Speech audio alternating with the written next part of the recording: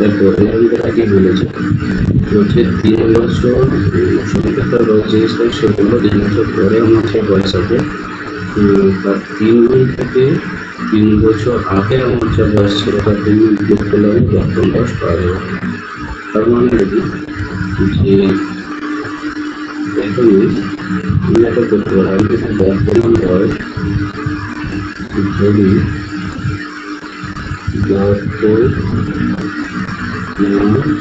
বয়স সমান আমি এক্স বছর ধরি, তাহলে এই শর্তানুসারে যেটা দাঁড়াচ্ছে, শর্তানুসারে সেটা আমি দেখতে পারি যে 3 বছর আগে হচ্ছে বয়স হবে, 3 বছর সরি 3 বছর পরে যে বয়স হবে, 3 বছর 3 বছর 23 বছর, 3 বছর বয়স পরে বয়স হবে এবং বিয়ের 3 গুণ থেকে 3 বছর আগের বয়স ছিল 19 তার 3 গুণ যদি আমি বাদ দিই তাহলে সেটা হবে বর্তমান বয়সের সমান।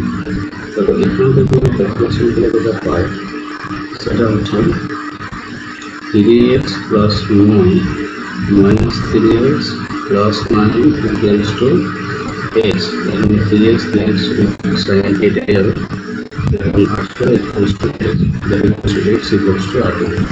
তাহলে সমান বর্তমান বয়স হবে 18 বছর। সমান বর্তমান বয়স হবে 18 বছর। ঠিক আছে, থ্যাংক ইউ।